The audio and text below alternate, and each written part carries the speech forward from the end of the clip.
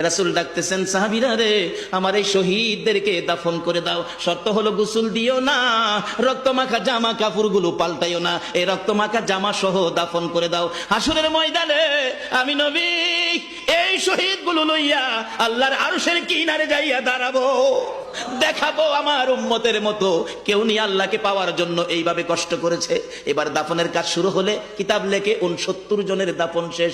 70-এর মাথায় আসওয়াদ দূরে পড়ে আছে।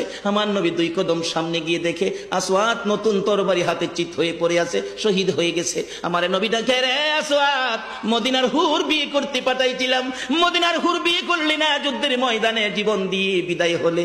আসওয়াদ রে, নতুন তরবারিটা হাতে রে। আসওয়াদ একজন সাহাবী বলেন, হুজুর বিয়ের বাজার করতে এসে আপনি যুদ্ধে গেছেন, খবর পাইয়া বিয়ের বাজারের টাকা দিয়ে যুদ্ধের বাজার করেছে, আসওয়াদ শহীদ হয়েছে।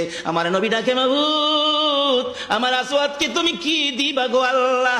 মদিনার হুর নিল না, রাসূলের পক্ষ নিয়ে জীবন দিয়ে দুনিয়ার থেকে বিদায় হলো, আমার আসওয়াদকে তুমি কি দিবা গো আল্লাহ? আসওয়াদের লাশটা ধরে ধরে কবরের দিকে নিয়ে আসতেছে। গোসল লাগবে না, কাফন লাগবে না, শুধু দাফন করে দিবে। আমার নবী আসওয়াদের কবরের পাশে দাঁড়াইয়া মুস্কি মুস্কি হাসতেছেন। সাহাবীরা আরজ করেন, ইয়া রাসূলুল্লাহ, এই কবরের পাশে হাসতেছেন কেন, ব্যাপার কি?